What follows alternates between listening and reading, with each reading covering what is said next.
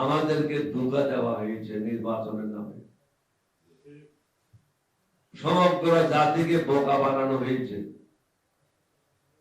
কারণ আওয়ামী লীগের মতো তারা দিনের বেলাও ভোট ডাকাতি করে নাই, রাত্রি বেলাও ভোট ডাকাতি করে নাই। 4:30 থেকে 6টার মধ্যে যারা বেশি ভোট পেয়েছে তাদের ভোটগুলি ডবল সিল মেরে বাতিল করে দিয়েছে। ডেন্টিস্টের পরামর্শ নাও নতুন কোলগেট অ্যাক্টিভ সল্ট।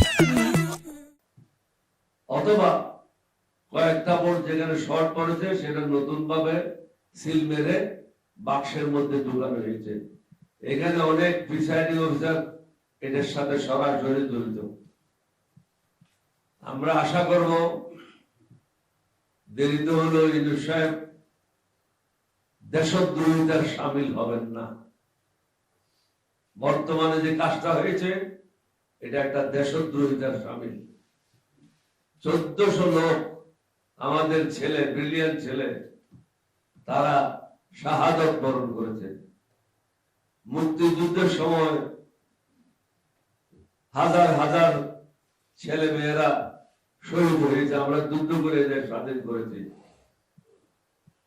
হেলায় হেলায় কেউ এসে এখানে রাজত্ব করবে আর আমরা বসে থাকবো, এটা ঠিক না। জামাত বা 11 দলীয় জোটের অন্যান্যদেরকে আমি একটা পরামর্শ দিতে চাই। এখন আমরা আছি 11 দলীয় জোট, 11 দলীয় নির্বাচনী জোট, যেটা জোটও বলা যায় না, ঐক্য জোটও বলা যায় না। এটা একটা নির্বাচনী সমঝোতা। এটাকে যদি সুদৃঢ় করতে হয় তাহলে একটা নতুন নাম দেওয়া উচিত। ন্যাশনাল অ্যালায়েন্স ফর ডেমোক্রেসি অথবা National Alliance for Social justice, যেটাই পছন্দ করেন, বা অন্যটাই হইতে পারে। আমি যে নামগুলো দিচ্ছি এটা হবে, এটা ঠিক না। এবং প্রতীক 11 দলের, বিভিন্ন দলের যে প্রতীক আছে, এই প্রতীক কোনোটাই হবে না। নতুন একটা প্রতীক বেছে নিয়ে আমাদেরকে ঐক্যবদ্ধভাবে আন্ডার ওয়ান প্ল্যাটফর্ম এগিয়ে দিতে হবে। এতে আমাদের মধ্যে ঐক্য আরো সুদৃঢ় হবে।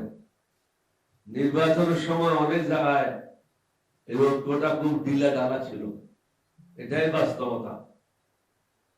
এটার থেকে কাটায় ওঠার জন্য একমাত্র পথ হলো এক আমব্রেলার নিচে আসা, that is National Alliance for Democracy অথবা National Alliance for Social Justice, বা অন্য কোনো নাম দিতে পারেন। তাহলে আমাদের মধ্যে ঐক্যটা গড়ে উঠবে।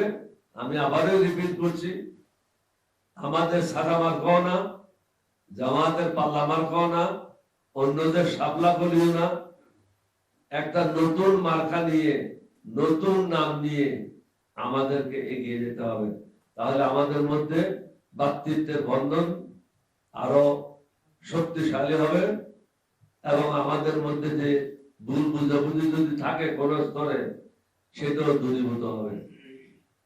আমি জানি নির্বাচনের পর আপনাদের অনেকের মন খারাপ, কারণ আমাদের প্রার্থীদেরকে যেভাবে হারানো হয়েছে, আমাদের প্রার্থীরা হারা নাই, জনগণ আমাদেরকে ভোট দিয়েছে।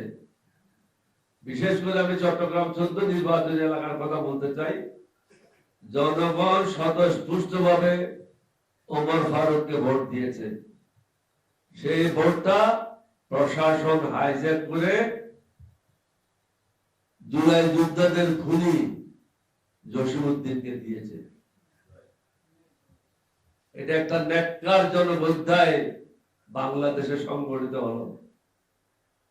টাকার কাছে মনুষ্যত্ব হেরে গেল, টাকার কাছে ভোটাররা হেরে গেল, টাকার কাছে নিরপেক্ষ, সুষ্ঠু এবং অবাধ নির্বাচন হেরে গেল। বাংলাদেশের জনগণ অবৈধ টাকার কাছে বন্দী হয়ে গেল। আপনাদের সবাইকে ধন্যবাদ। বাংলাদেশ জিন্দাবাদ।